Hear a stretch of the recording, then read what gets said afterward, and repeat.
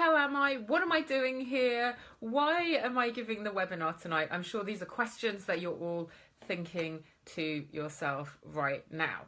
So, my name is Harriet Whaley-Cohen, and I'm a speaker, I'm a coach, I'm a mother, and I'm also 15 years clean and sober today. The 1st of October is my sobriety birthday. I had my last drink on the 30th of September 2002. Wowzers, that was a really long time ago now, 2002. So that's when I had my very last drink. Hi Nick, it's so awesome that you've joined.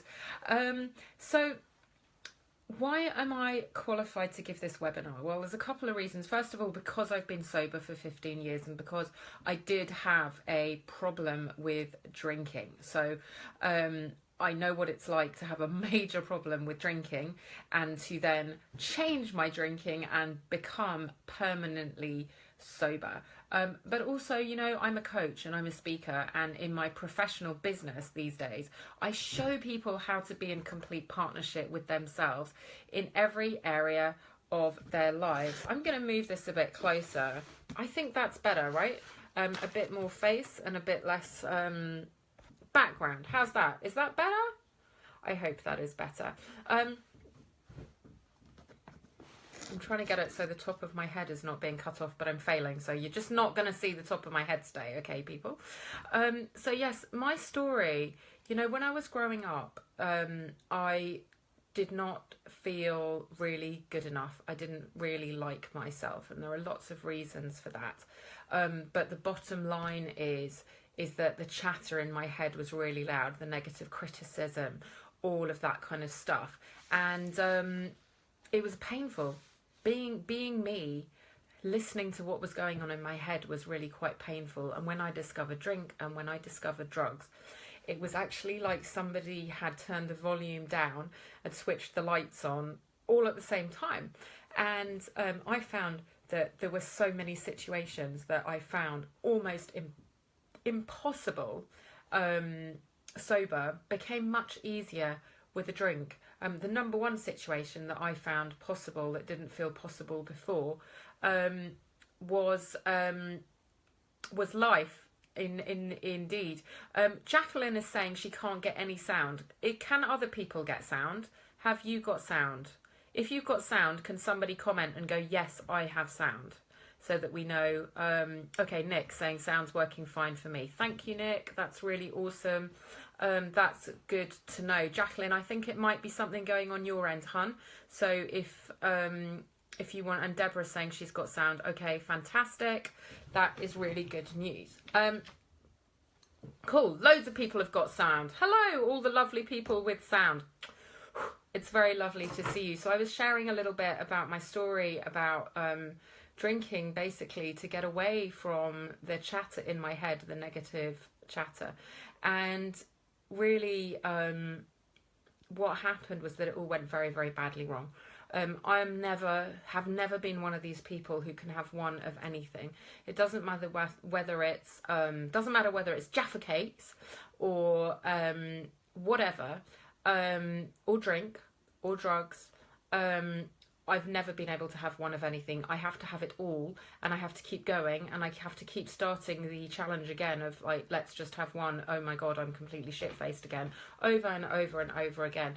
And it cost me, so many bad things happened as a result of my drinking. I lost my health, I lost my sanity, I lost my self-respect.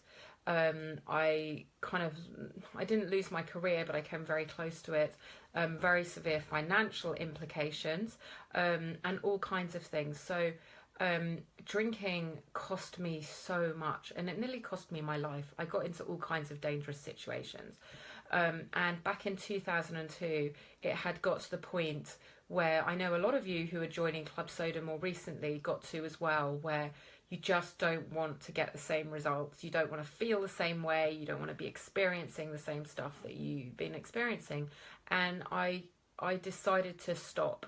And I did get help. And I know all of you in the Club Soda group are there because you don't want to do it on your own either. And I realised I couldn't do it on my own.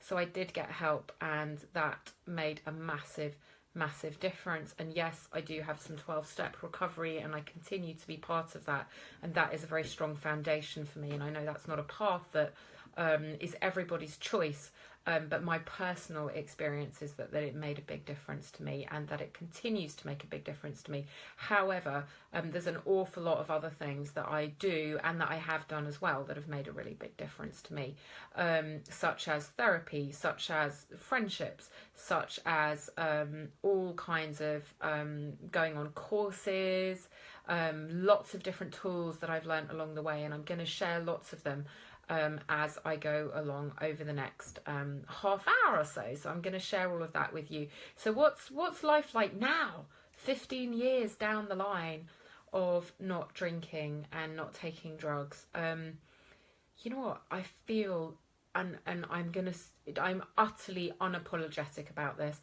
I feel unapologetically fabulous today. I am so full of joy. I'm so full of happiness. And I know this is going to make some of you want to retch a bit. I genuinely love myself. I genuinely love what I bring into the world. I genuinely love my life. I love the fact that I show up for my children as a really great mother. I love the fact that I've created a business where I get to help other people transform their lives, and I get to inspire people, and I get to have a lot of fun doing it. I'm super duper healthy, and I don't behave in ways anymore that might unsettle my sobriety. I only behave in ways that support me.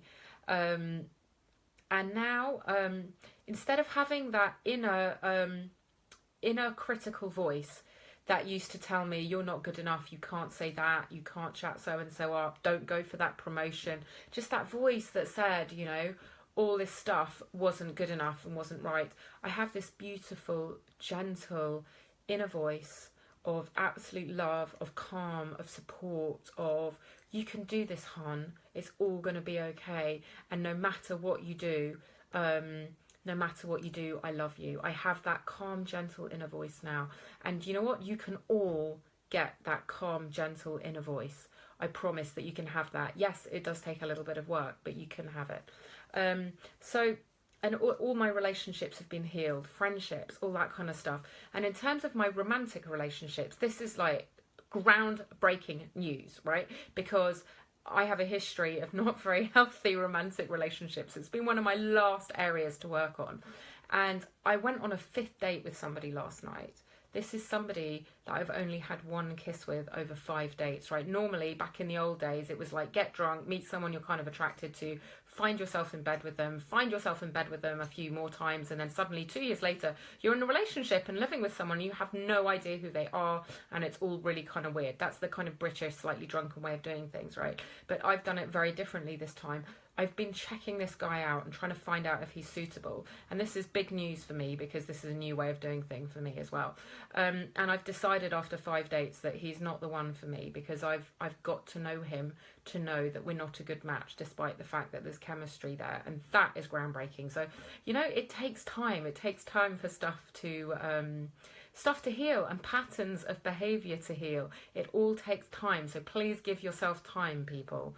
Okay, don't expect every single thing to be healed in the first half hour, because quite frankly, if all your stuff, all your patterns, all your destructive behaviours slapped you around the face in the first week of your sobriety, no one would ever stay sober. So the fact that things come up little bit by little bit, be grateful for that, okay? Be really grateful, and you can just work on one little thing at a time and you'll get there. I promise you'll get there. And we all get there in a different order, and we all get there at a different speed, and that is totally fine. It's not a competition, this sobriety business and changing your drinking. So what are good things? I was thinking, right, what are good things that I've got through that I've been able to celebrate without drinking? Because I know a lot of this is all about like how do you cope without the booze? So I made a list, so I'm just going to read it. I got married.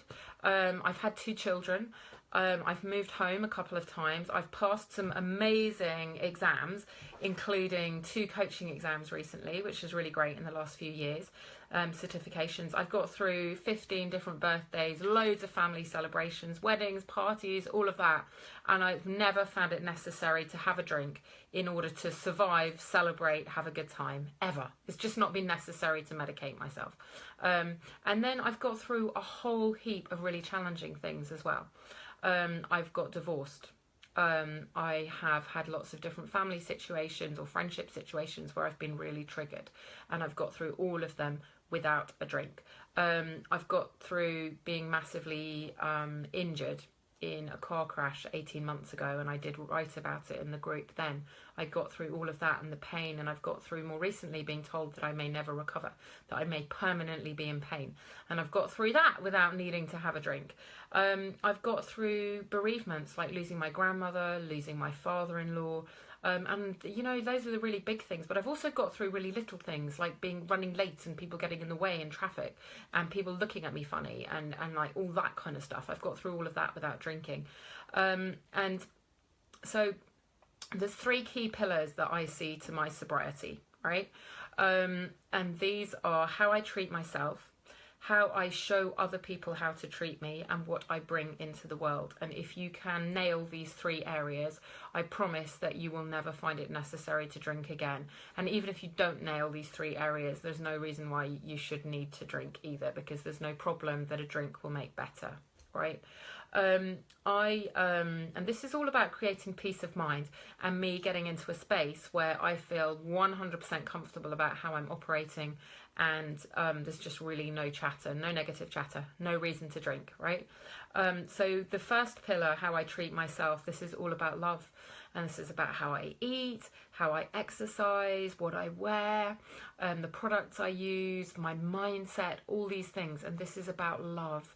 This is about cultivating an attitude of complete and utter love. And if you're not sure what to do or what to say to yourself or anything in any of those areas to do with how you treat yourself, just ask yourself this question: what would love do? What would love do, right? Love would allow you to wear your favourite, you know, the special perfume. Love would give you loads of extra green vegetables. Love would let you have an early night. Love would say, you know what, you're really knackered. Maybe a really high intensity exercise class is not the thing tonight, but some gentle stretching and a walk would be fine, right? Love would do all of those things. So whenever you're not sure and you're trying to figure out how you treat yourself, just what would love do, right? That's the answer. And when it comes to your relationship with other people, this is about not being a victim, not allowing other people's behaviour towards you to be 100% their responsibility, and taking responsibility within them. And I call this piece grace. If the first piece, how you treat yourself, is love, this second piece is grace. And this is very much about showing other people how to treat you with total grace, so that you are setting boundaries, so that you are saying this is not okay, but in such a beautiful way that people can't take offence, and so that you feel really good about it as well. I hope that makes sense. It's things like saying no, it's things like setting boundaries, but also, right, because so many of us, we give the whole time. We're not very good at receiving.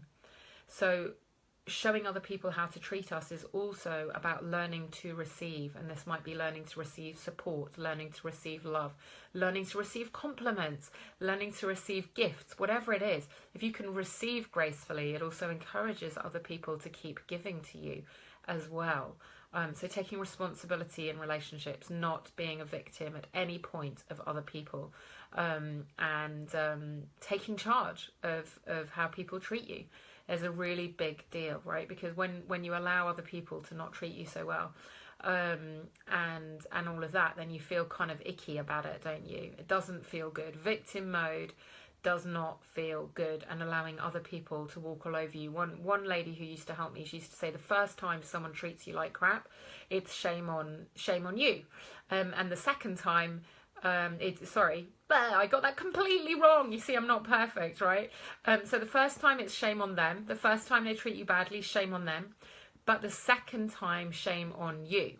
And what that means is, if you didn't discuss it and set a boundary and say that isn't okay after the first time, then if they keep doing it, you shouldn't be surprised, right? So this is about really not volunteering to be treated badly. The first time you're a victim, after that you're volunteering. Eek! Oh, ouch, that's quite painful, isn't it? So what's this third pillar? So I've got love, and then grace, and then the third pillar is clarity. And that's what you bring into the world, how you operate. This is about living in alignment through your behaviour with your spiritual beliefs, your moral beliefs, your values, your political beliefs. Every single belief and value that you have, live in alignment with it according to your behaviour. So if you don't hate the practices of the company you work for, if you hate the environmental situation on the planet, but you're still not recycling or giving up time or money to support those causes, right? Of course, you're not going to have peace of mind about yourself. If there's a political thing that really matters to you, go stand up for it. Go and speak up for it somehow. Be part of it. Clarity. Have total clarity about who you are and what matters to you, and live in alignment with that. And that will bring you peace of mind. That will make you feel really, really, really good about yourself. This clarity piece is also about being, and I've kind of coined this term, at the very worst, karma neutral. Be karma neutral. And then, if of course, be karma positive if you can. Be putting good stuff out there, but don't do any harm.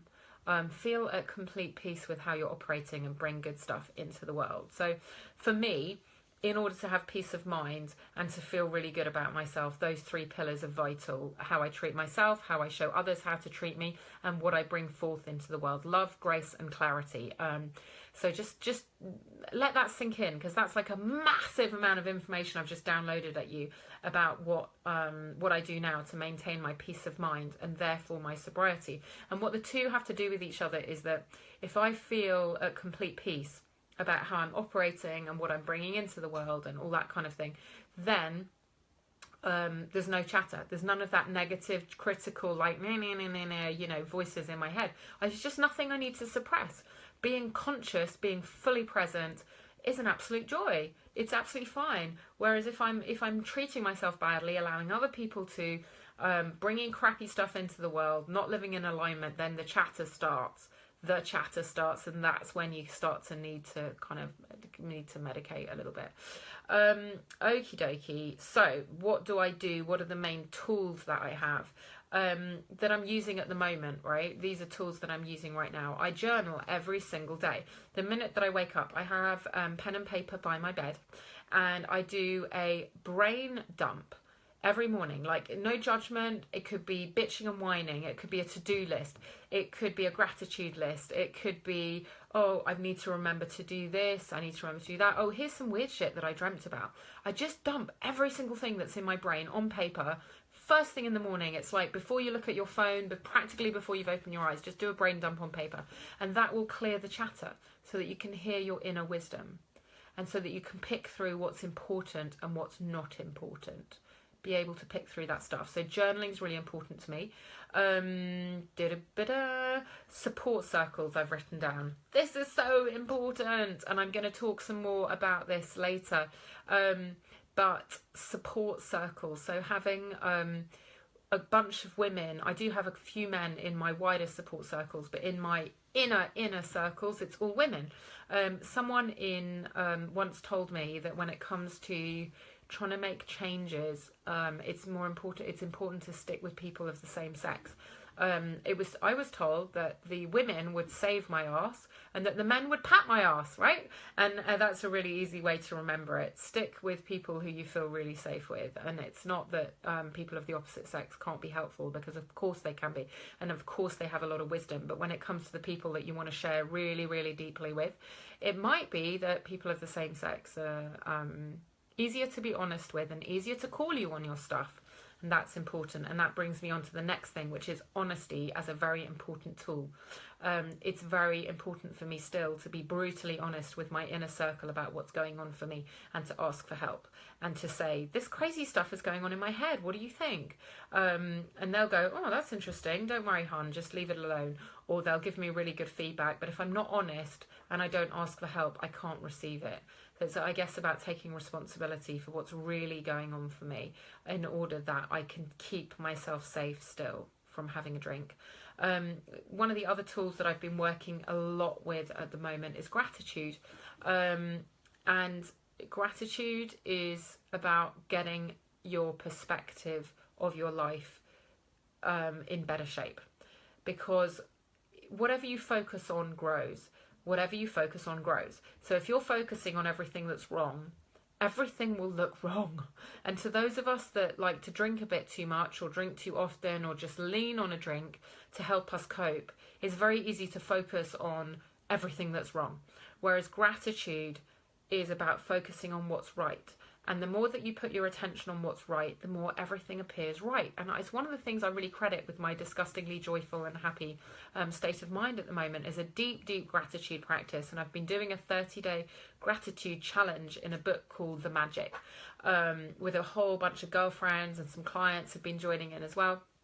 And I've really loved it. It's really helped me to shift some perspective on my life. And particularly, really the reason I started doing it was because I was struggling around my perspective on life in general, around my injuries, when I was told it's probably going to be permanent, you'll be in pain forever, you'll be limited in terms of all kinds of things for the rest of your life. So I went, right, I need to stop focusing on this thing that's wrong and start to focus on all these amazing things that are going so well in my life, my business, every other aspect of my health, my amazing children, my beautiful home, my lovely relationships, the green of the trees, my gorgeous puppy who's just such a source of joy and loveliness.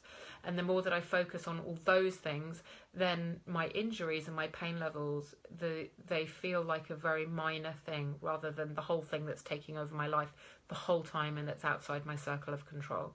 Yeah. So those are things that I've been doing. And also, you know what? Yes, I have a therapist. Yes, I have a coach. Yes, I have a recovery 12-step sponsor. Yes, I go to recovery meetings. Yes, I do all those things as well. So I have formal help, voluntary help, friendship help, and all that kind of stuff. And I just make sure that every day I center myself in being in the solution.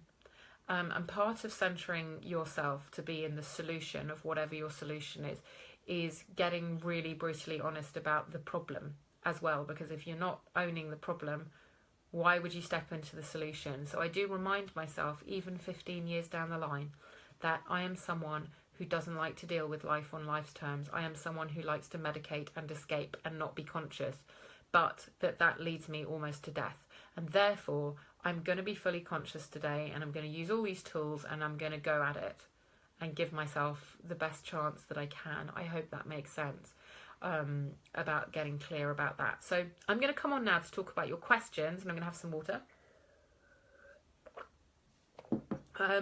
So some of the questions, for some reason, when I was trying to go back and look at them, they didn't show up. So if I don't answer your particular question that you asked when I first said I was going to do this webinar and what would you like to know, please write your question in the comments under this video, and tag me so that I can write you an answer, okay? Because I will still answer your questions even if I don't do it on this video. I hope that's okay. For whatever reason, I was trying for about an hour to get the comments to load, and only the last few would. So I'm so sorry about that. So one of the questions that I did manage to load up was, what's it like living with somebody who's a heavy drinker when you're trying to be alcohol free?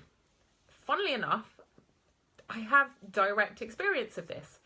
My ex-husband was quite a heavy drinker, and it was hard because there was booze around. It's not the same as being able to just say, right, that's it, no more booze in the house. But what it does mean is that you have to lean on other tools.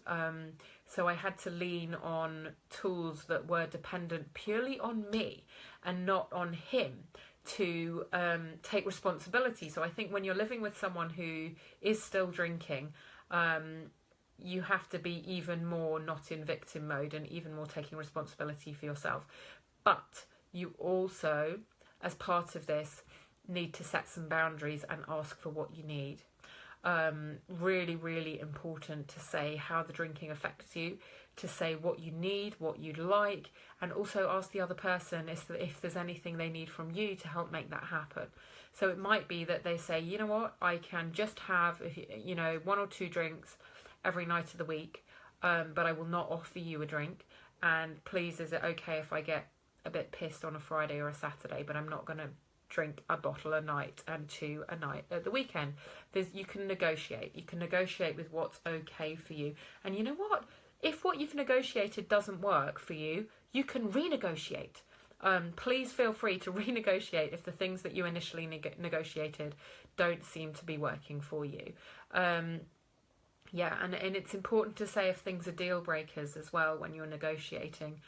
It's really hard when you're married and you've got children, or you're very settled in with somebody and they don't seem to want to change their drinking, and you don't want to end the relationship. You don't want to be forced into a situation where you're like, look, if you keep drinking all that stuff, you know, if you keep drinking all that stuff, our relationship's over. When you don't want to end the relationship. So just think about what your deal breakers and consequences are. But think of it as a collaborative effort with this other person who's a heavy drinker, rather than a kind of blaming, accusatory, you're not supporting me things. Be on the same side as each other to find a solution that works for everybody. I hope that makes sense. Avril's just asking a question. You have a great support network. Journaling seems a powerful and important part of your day. What keeps your absolute focus every single day? Okay, what keeps my focus is that I really love being sober, and I really love showing up for life, and I really want to stay alive. And for me, drinking means that I will die. I came close to death in many, many years ago, and I know with absolute certainty that if I pick up one drink, I'm going to end up drunk again and again and again, and quite quickly I'll probably be dead, and I don't want that. The other thing is to say that yes, I do journal most days and I do gratitude most days, but I'm not perfectionist about it. I don't beat myself up about not using the tools every single day. But the biggest thing that keeps my focus is, as I said before, accepting the problem. The problem being that my previous solution, drink, doesn't work for me. So by getting clear and reminding myself of that problem and that dodgy solution, I can then go, okay, well, what's this other solution that I'm going to embrace? And it might seem like a lot to you guys that I still do that every single morning, but I do. The first thing that I do is I go, you know what? I'm not very good at life on life's terms, so I'm going to pick up this bunch of tools because I don't want to drink. But that's what I do, and it works for me. And I know a lot of other people that works for as well, strangely. Yeah. So one of the other things that people asked about, somebody asked about triggers. How do you cope with triggers and family situations? So I've got an analogy for you, which is if you were standing on the beach and the waves are crashing up on the beach, and if you wanted to go and watch the waves, and you wanted to go and hang out at the shore line, you could do one of two things, right? You could go and walk down to the edge, and you could stand with your back to the waves. You could go, yeah, I know there's waves there, but they're just not going to get me. And then suddenly a great big wave is going to come, and it's going to knock you off your feet, and you'll be half drowning and spluttering and under the water and like, oh my God, what the hell happened there? I'm half dead, right? That's an unconscious, denying way to approach trigger situations. Or you can stand and face the water and look at it, look at the triggers. And then when they come, you duck your head under, the water washes over your head, and then you pop your head up and went, oh, that was a big one, wasn't it? But I'm fine. So when you're going into a situation with people that can trigger you or things that can trigger you, be really conscious before the situation starts that you get triggered. Be aware of your triggers so that when they come, you know what to do. You can be like, oh, I'm getting triggered right now. I'm going to just go to the bathroom and take 10 deep, long, slow breaths and shake my whole body out. And then I'm going to join back in, or whatever it is. But the best way to deal with trigger situations is fully consciously expecting them to happen. And so that when they do happen, you've got strategies in place. Know what you're going to do. Just expect them to happen, be fully prepared, have an action plan, and then you can activate it. As soon as you're triggered, you can go, okay, right, here we go. I knew this might happen, and I'm ready to deal with it. And you will find it so much easier. The thing is, if if you find it almost impossible to do that and your triggers are really deep, it may be that you have some unresolved trauma, and there's no shame whatsoever in going to get some therapy or counselling or coaching or anything like that to help you with your unresolved trauma. That if you just feel like you keep getting triggered and it's totally out of your control, your response, and you feel like you're having a massive response to these small situations, get yourself some help. I have done that for many different things. More recently, I have had a bucket load of help from an amazing therapist, because I was diagnosed with post-traumatic stress disorder, PTSD, after the car accident, and I was bloody terrified every time I was in the car, especially at junctions, especially when the traffic came to a standstill, and especially on motorways, to the point where I would barely be able to sleep for days before going on a motorway journey. And the whole time I was on the motorway, I'd be like one step down from a panic attack. And it's just because some idiot who was texting did smash into the back of my car when the traffic had stopped on the motorway, and caused me enormous injuries. And so I kept expecting it to happen again and all of that. And with all the best will in the world, all my best tools, it wasn't enough, and I needed proper professional help. And if you need proper professional help with whatever your triggers are, family, friends, situations, certain people, please go and get some help, because it'll make such a difference. And I'm really pleased to say, after over a year of deep work, I'm not scared in the car anymore, which is fantastic. It's revolutionised my life. So this stuff does work, and you have to persevere. It is kind of hard work. You do have to keep going with it. So that's triggers. Oh, one other thing I wanted to say about triggers and tricky situations is a technique called bookending. I don't know if anybody's heard about this, but I'm a big fan of bookending.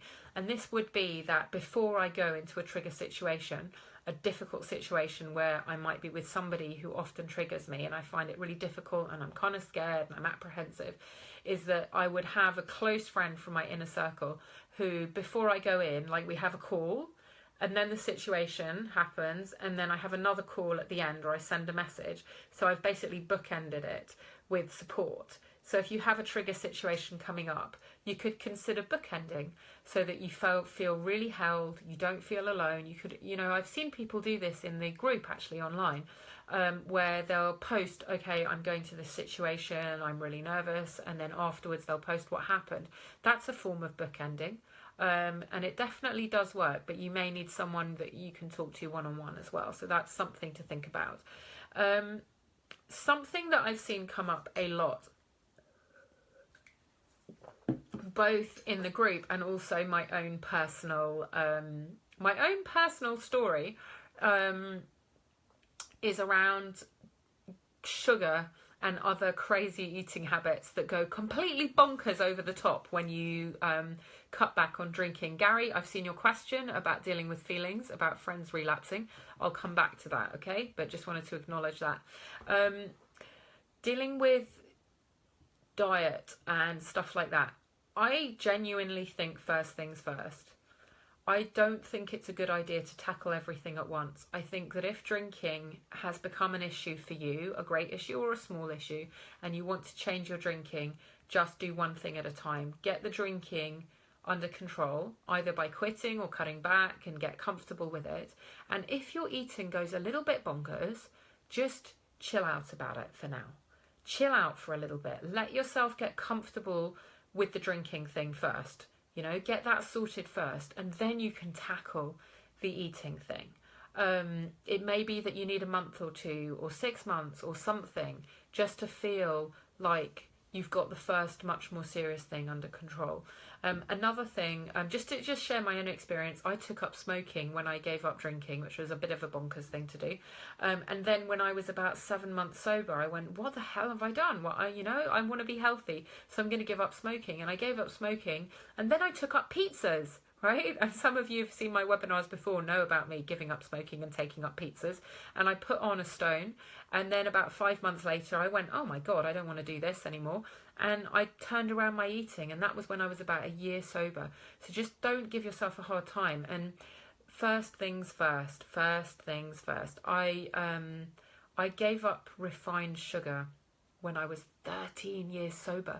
It took me 13 years of sobriety to be ready to let that one go. And I always say with this kind of thing that you don't have to change your little rituals just, you know, keep the ritual but change the substance. Keep the ritual and change the substance. So if you always have something sweet after dinner or mid-afternoon, instead of having a massive bar of chocolate or a massive bar of crappy chocolate or cake or whatever it is that you do that soothes you, find a healthier version of that. Find something sweet. Like, I love some dried fruits now. I love regular fruit. I love berries. There's lots of different ways now that I get my sweet hit without refined sugar. And I've even discovered some unbelievable ice cream ranges that are sugar-free and free from all sorts of naughty things, and great chocolate ranges. And I've even learned how to make my own sugar-free raw chocolate. So I don't go without treats. I just switched them, so that I've switched something that's not healthy for something that is a lot healthier, without denying myself, right? Because we don't get sober to be boring. We don't get sober or change our drinking not to have pleasure in our lives. We want it to be like more pleasurable, more fun, more everything, not less. Okay, this is all about more. So find substitutes that hit the spot for you. What else did people want to know? People wanted to know about support circles. How do you create support circles? This takes a bit of a leap of faith, and it's about asking a group of people that you trust whether you can set up something. And one of the things that I've done with a couple of groups is I've set up private WhatsApp groups between 4 and 8 people, roughly. One of them is a self-care group. One of them is a gratitude group, where we all can check in and get accountability and get support on a daily basis if we want to. And at any point, anyone can send out like a 999, and somebody will respond. But it does take quite a leap of faith, and it does probably take you to be the one responsible to set it up. And say, right, let's do a self-care check-in group where everybody's going to share the 3 things they're doing that day. They're going to share before breakfast what are those 3 things they're going to do to take care of themselves today. And then everyone checks in later on in the day and says, this is how it's going for me today. And over time, what happens is that an intimacy builds up, a level of trust builds up, a level of getting to know each other, to the point where you start to share on a deeper level, to the point where when you're really, the shit hits the fan, you feel like you can share and reach out for help. Often creating support circles does require a bit of a leap of faith, but do it. And it might be worth asking in the group online, like, who wants to set up a self-care group? Who wants to set up a gratitude circle where you share 5 things that you're grateful for and why you're grateful for them every single morning, so that you get to know each other that way. But yeah, there's lots of different ways that you can set up support circles, but I would say as a starting point, that's a really good way to do it, that I found has really worked for me, and that I've got a huge amount from, as well as kind of like on a personal level, I've got a lot from it because I felt very supported, but also I've gained really amazing friendships, and I feel like I've got to know people a lot better, and when they've made themselves vulnerable, it's given me permission to do that too, and vice versa as well. So sometimes creating a support circle where you can genuinely share what's going on needs that leap of faith where you take the plunge and be the vulnerable one first. Someone asked in the event page, what do you do to inject fun into social situations without the buzz of a glass of wine? Here's the thing, right? If it's a social event, the clue is in the word social. It's about hanging out with people and be interested in them. Make the buzz about them. Make the buzz not about the booze. Make the buzz about something you have in common. Make the buzz about sharing news. Make the buzz about I don't know, being a bit mischievous and playful. Sometimes if I'm out with a bunch of people, it can be, right, who's going to go and chat up the bartender, or who's going to do this, or who's going to do that, or just discussing stuff and getting out there. Yeah, it's totally fine to be lighthearted, to be interested in others, and make the fun about that. And just think, if the only way you think you can get through a social situation is with drink. You might want to question whether it's something you actually want to go to. Is it that boring? Do you like those people so little that only drink will make it acceptable? If so, ditch it. Go and do something nice for yourself instead. I hope that doesn't sound too radical. So Gary, on to your question. How have I dealt with my feelings when friends have relapsed? I have, I think there's two things here. Dealing with feelings in general, which requires a level of consciousness, self-love, non-judgment and acceptance, and also just allowed myself to be present with those feelings whilst then taking action to process them, which could be talking to other people, it could be journaling, it could be moving my body. There's lots of different ways that you can allow emotions to flow through and out once you've acknowledged what they are. But also specifically feelings about when friends relapse. You know, it's really fine to feel disappointed and sad. It's really fine to feel disappointed and sad, and it's okay to express that. But it's also important to remember that their journey is their journey.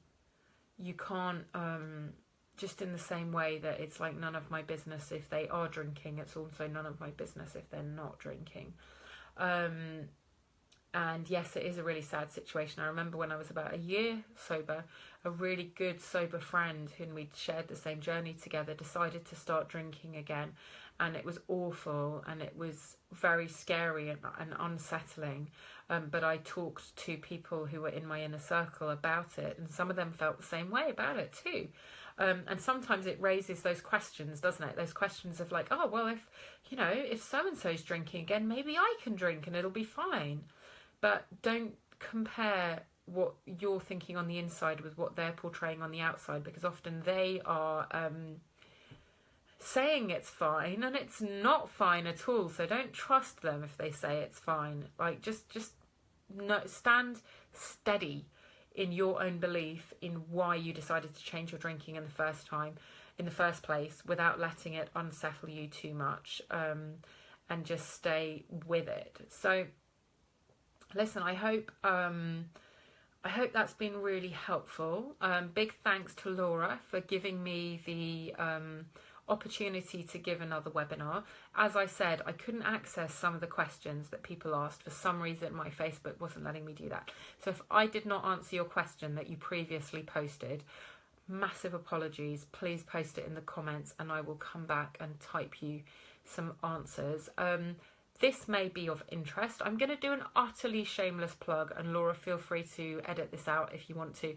I'm giving a couple of talks in London in October about how to handle your emotions, handle, process and communicate emotions. If that's of interest, send me a message or say something in the comments and I can put the links up, and you'd be more than welcome to come along. They're not very expensive, they're after work, and I'll be sharing lots of wisdom about processes and ways that you can proactively manage your emotions, and my process for what to do when the shit hits the fan, so that you can handle them elegantly, gracefully, and keep it together even when everything around you feels like it's falling apart. So listen, that's me, 15 years sober. I can't believe I did it, and it's absolutely brilliant, and I love my life, and I'm unapologetically super happy today and healthy and full of joy. That's that really. Lots of love to all of you, and I love seeing your posts, so keep posting.